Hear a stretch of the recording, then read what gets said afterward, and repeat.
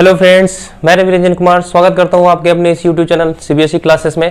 तो आज का जो हमारा टॉपिक है वो है आपका बहुत ही इंपॉर्टेंट टॉपिक्स है एग्जाम पॉइंट ऑफ व्यू से। आज का जो हमारा टॉपिक है वो है हमारा total internal reflection. Total internal reflection आज का जो हमारा टॉपिक है वो है हमारा टोटल इंटरनल रिफ्लेक्शन। हम लोग पढ़ रहे थे रिफ्रैक्शन। अब आप सोच रहे होंगे कि रिफ्रैक्शन पढ़ रहे थे तो इसमें रिफ्लेक्शन कहां से आ गया। पढ़ रहे थे हम लोग रिफ्रैक्शन, तो इसमें रिफ्रैक्शन कहां से आ गया। तो देखिए, ये टोटल इंटरनल रिफ्लेक्शन ना एक रिफ्रैक्शंस का ही पार्ट है।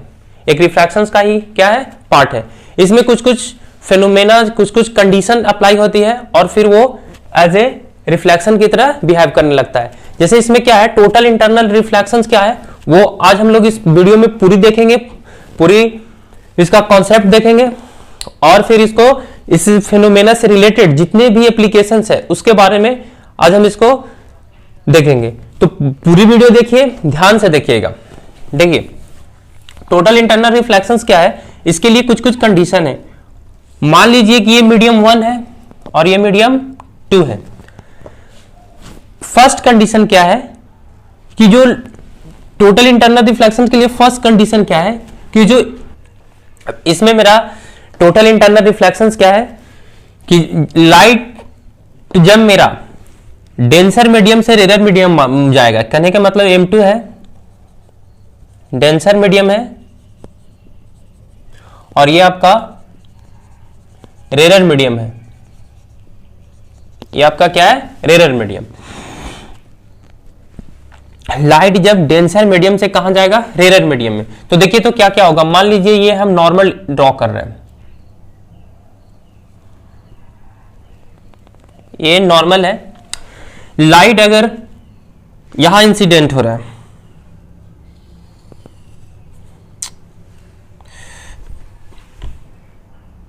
ये लाइट इंसिडेंट हुआ कहां से, डेंसर मीडियम में इंसिडेंट हुआ, तो रेयर मीडियम में जाने के लिए क्या करेगा, अवे फ्रॉम द नॉर्मल जाएगा।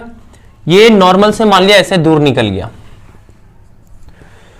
फिर क्या करते हैं, और एक लाइट लेते हैं, लाइट रेज। अब ये देखिए, ये एंगल ऑफ इसका इंसिडेंट है और ये इसका एंगल ऑफ रिफ्रैक्शन है। आपको मैं बतलाया था कि जब लाइट डेंसर से रेयर में जाएगा, डेंसर से रेयर में जाएगा तो जो रिफ्रैक्टेड एंगल होगा वो always greater than incident angle के बराबर हो, इंसिडेंट एंगल से बड़ा होगा। जो रिफ्रैक्टेड एंगल होगा वो ऑलवेज ग्रेटर देन किससे होगा, इंसिडेंट एंगल से बड़ा होगा। अब देखिए तो इस सेकेंड वाले रे के लिए इसका इंसिडेंट एंगल इतना बड़ा, तो ये भी और बड़ा ज्यादा होगा ना। ये मान आपका फर्स्ट था, ये क्या आपका सेकेंड। अब थोड़ा सा और देखिए, एक कंडीशन ऐसा आएगा कि जब ये रे डेंसर में इंसिडेंट होगा, जब ये रे डेंसर में क्या होगा, इंसिडेंट होगा, ध्यान से तो डेंसर में इंसिडेंट होगा तो ये जो मीडियम सेपरेटिंग सरफेस है ये ऐसे निकल जाएगा, यहां पे निकल जाएगा। रे के लिए क्या है, एक ऐसा रे आएगा, एक ऐसा रे हम लेंगे जिसका इंसिडेंट एंगल हम इतना रखेंगे कि वो देखिए ये नॉर्मल के साथ और ये कैसे निकल जाए, मीडियम सरफेस जो सेपरेटिंग सरफेस है, इमेजिनरी लाइन है, उसके अलोंग निकल जाए, उसी के अलोंग निकल जाए। तो जब उसके अलोंग निकलेगा तो ये नॉर्मल के साथ कितना डिग्री का एंगल बनाएगा, 90 डिग्री का एंगल बनाएगा। नॉर्मल के साथ कितना डिग्री का एंगल बनाएगा, 90 डिग्री का। और इसका इंसिडेंट एंगल ये है ये पूरा जो थर्ड जो रे लिए है उसका इंसिडेंट एंगल मेरा कितना है, I3 है। इसका आप अगर I1 मानते हैं और इसका अगर आप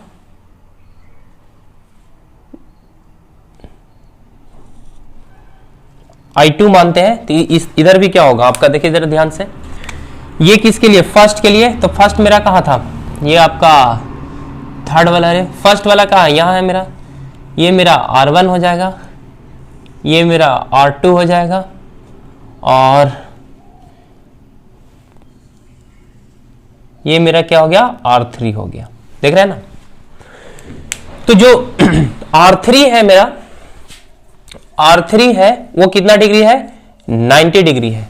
हम एंगल ऑफ रिफ्रैक्शन किससे कैलकुलेट करते थे, नॉर्मल से, और रिफ्रैक्टेड रे के बीच का एंगल को हम क्या बोलते हैं, एंगल ऑफ रिफ्रैक्शन बोलते हैं। तो एंगल ऑफ रिफ्रैक्शन मेरा R3 है, नॉर्मल और रिफ्रैक्टेड एंगल के रे के बीच का एंगल R3 है। तो R3 ये कितना डिग्री है, 90 डिग्री है। R3 कितना डिग्री है, 90 डिग्री है। अब इसके बाद एक और हम रे लेते हैं, देखिए यहां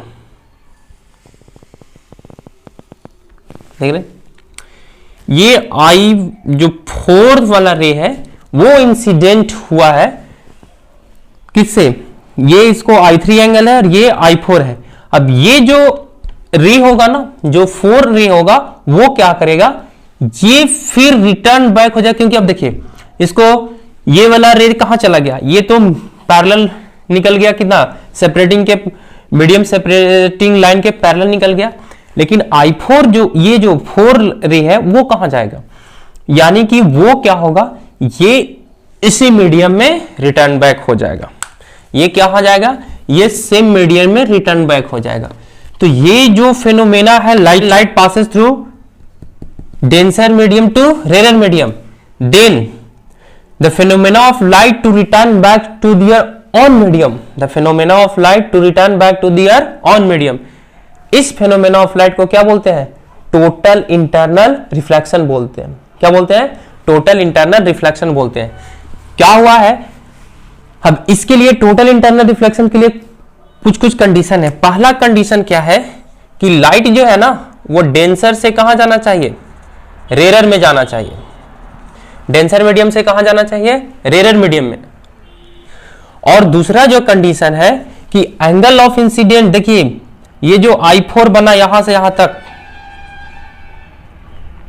I4 एंगल, ये जो होना चाहिए I3 एंगल से बड़ा होना चाहिए। अब I3 एंगल को एक स्पेशल नाम दिया गया है, I3 एंगल को एक स्पेशल नाम दिया गया है, इसका नाम है क्रिटिकल एंगल। क्या नाम है इसका, क्रिटिकल एंगल। अब क्रिटिकल एंगल क्या होता है कि क्रिटिकल एंगल वो एंगल होते हैं जिसका रिफ्रैक्टेड एंगल कितना डिग्री हो, 90 डिग्री हो। क्रिटिकल एंगल वो एंगल होते हैं जिसका रिफ्रैक्टेड एंगल कितना डिग्री हो, 90 डिग्री हो। समझ में आ रही है बात। तो ये है आपका, तो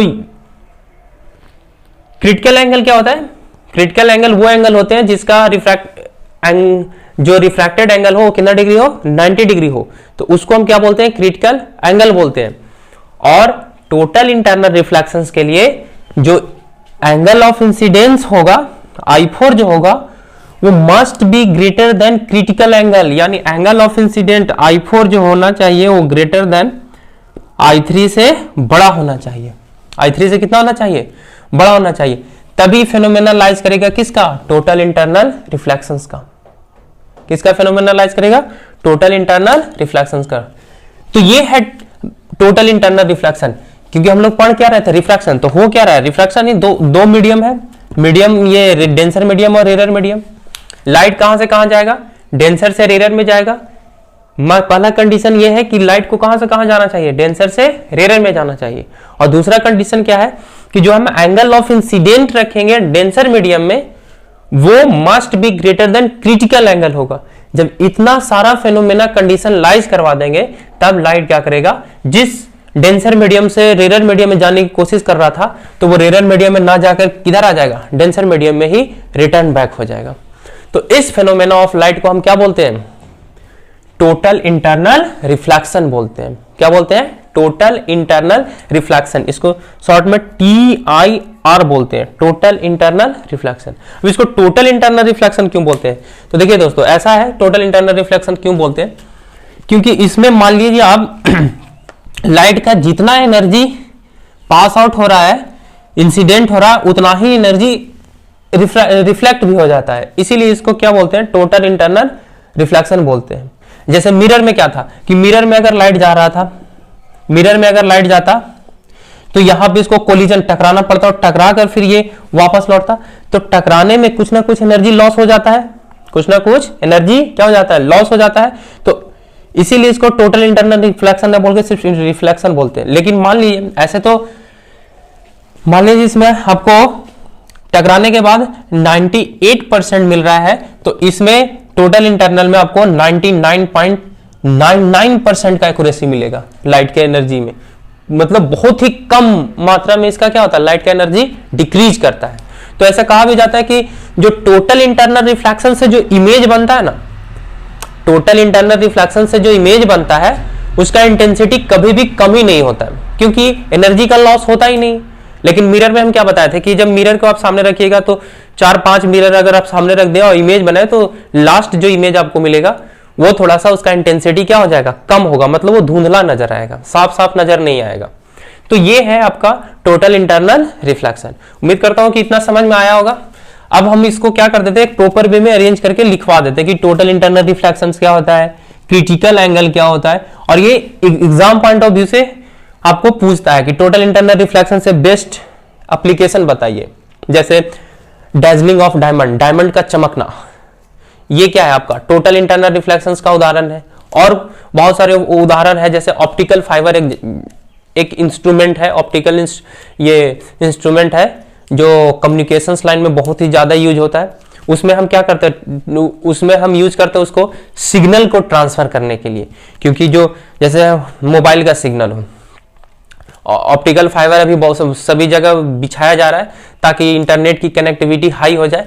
तो उसमें क्या होगा, जैसे हम सिग्नल को भेजेंगे तो सिग्नल को भेजने के क्रम में क्या होगा कि सिग्नल मेरा वीक ना हो जाए, तो इसलिए उसमें हम क्या करवाते हैं, टोटल इंटरनल रिफ्लेक्शन करवाते हैं। और वो फिर एक पोजीशन से दूसरे पोजीशन तक मूव करते रहेगा मेरा सिग्नल, और सिग्नल का क्वालिटी भी कम नहीं होगा। तो ये होता है आपका टोटल इंटरनल रिफ्लेक्शंस का कुछ कुछ applications.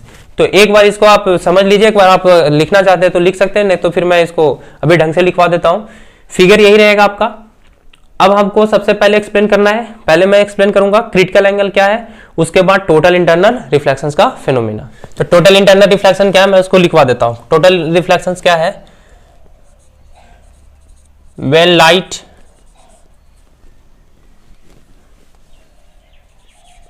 when light goes from denser medium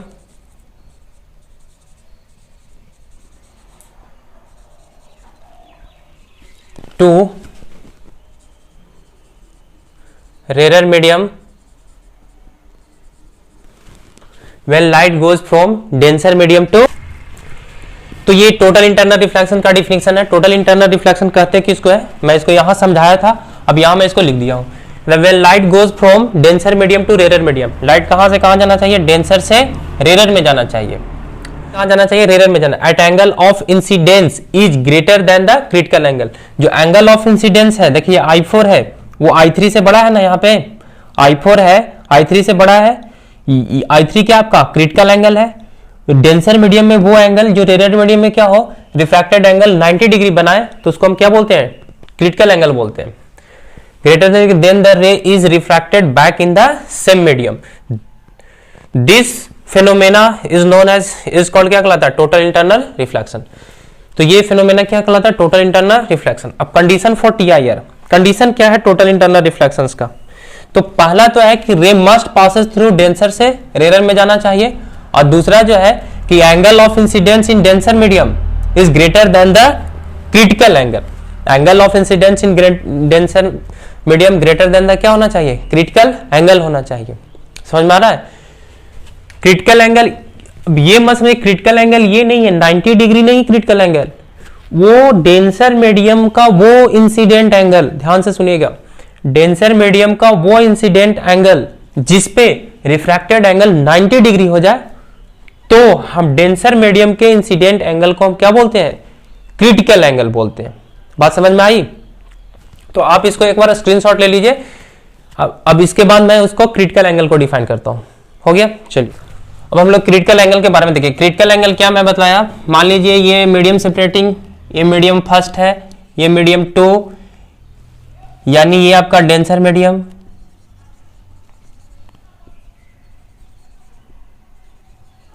ये आपको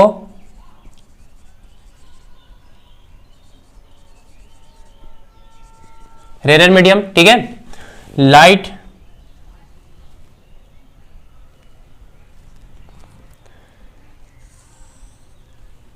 इंसिडेंट हुआ, देखिए आई हो गया। अब इस इंसिडेंट एंगल आई पे रिफ्रैक्टेड एंगल, देखिए ये रिफ्रैक्टेड एंगल बना इसका, ये 90 डिग्री बनाता हो। कितना डिग्री बनाता हो? 90 डिग्री बनाता हो। तो जो इंसिडेंट एंगल है ना, इसको हम क्या बोलते हैं? Critical angle. इसी को हम आईसी से दिखाते हैं और इसी का नाम क्या है? कभी कभी सी से दिखाता है कोई कोई बुक। तो सी बोलिए, तो ये इंसिडेंट एंगल को क्रिटिकल एंगल बोलते हैं, ना कि 90 रिफ्रैक्टेड एंगल को। इंसिडेंट एंगल वो, क्रिटिकल एंगल वो इंसिडेंट एंगल होता है जो रिफ्रैक्टेड एंगल कितना डिग्री हो? 90 डिग्री हो। इसको हम क्या बोलते हैं? क्रिटिकल एंगल बोलते हैं। तो एक बार मैं इसको डिफाइन कर देता हूं कि क्रिटिकल एंगल होता क्या है। देखिए, the angle of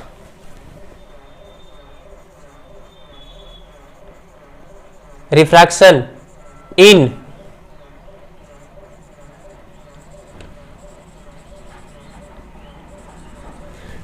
angle of refraction in rare medium is कितना डिग्री है?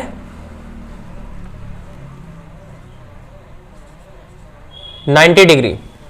Angle of refraction in rare medium is 90 degree.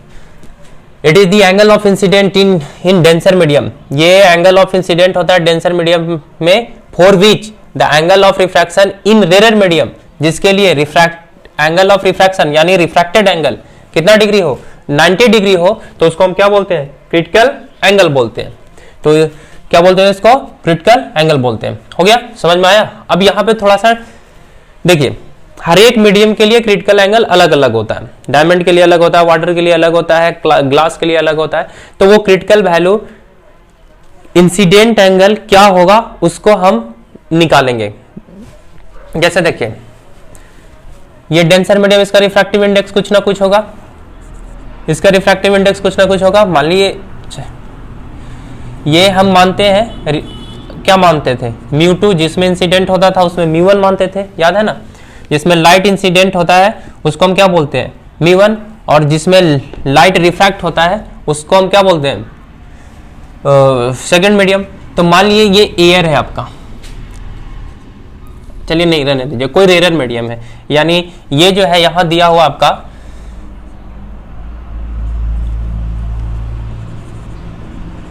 Given क्या है कि μ1 जो है वो ग्रेटर देन क्या है? μ2 है। μ1 जो है ग्रेटर देन क्या है? μ2 है। तो देखिए, हम क्रिटिकल एंगल का रिलेशन रिफ्रैक्टिव इंडेक्स से कैसे बताते हैं कि जब रिफ्रैक्टिव इंडेक्स दिया रहेगा तो हम क्रिटिकल एंगल कैसे निकालेंगे इसके लिए। तो देखिए,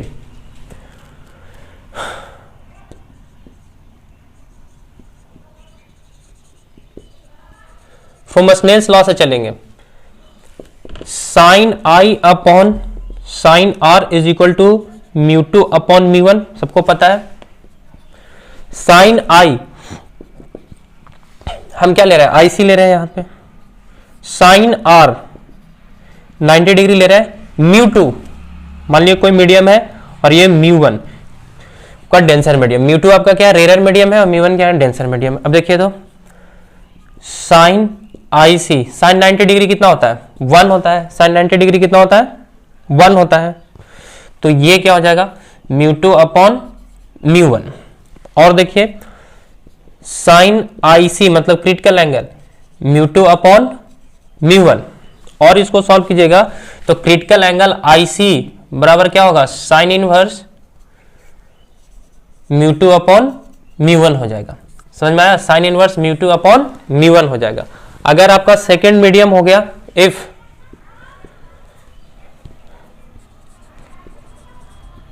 स्पेशल केस में देखिए, इफ μ2 इज एयर हो, μ2 क्या हो? एयर हो, यानी सेकेंड मीडियम क्या हो आपका? रेयर मीडियम क्या हो? एयर हो। देन क्या होगा?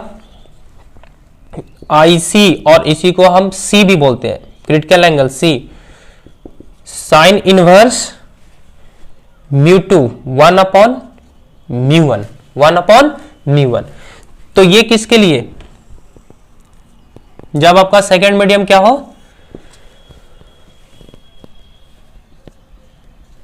एयर हो, सेकेंड मीडियम क्या हो, एयर हो। तो देखिए, तो जो क्रिटिकल एंगल है, अगर सेकेंड मीडियम मेरा एयर है तो क्रिटिकल एंगल है वो सिर्फ और सिर्फ किस पे डिपेंड करेगा, डेंसर मीडियम के रिफ्रैक्टिव इंडेक्स पे डिपेंड करेगा। किस पे डिपेंड करेगा, डेंसर मीडियम के रिफ्रैक्टिव इंडेक्स पे डिपेंड करेगा। तो ये है आज का टॉपिक, क्रिटिकल एंगल्स। तो और हम लोग आज क्या पढ़े, टोटल इंटरनल रिफ्लेक्शंस। आज हम लोग दो टॉपिक कवर किए, क्रिटिकल एंगल क्या होता है और टोटल इंटरनल रिफ्लेक्शन। तो आप स्क्रीनशॉट ले लीजिए। अब मैं बताता हूं some phenomena based on total internal reflection. तो एक बार इसको आप स्क्रीनशॉट ले लीजिए। तो ये क्या है, कुछ कुछ फिनोमेना बेस्ड ऑन TIR है, टोटल इंटरनल रिफ्लेक्शंस है। पहला क्या है, formations of mirage in desert area in summer season.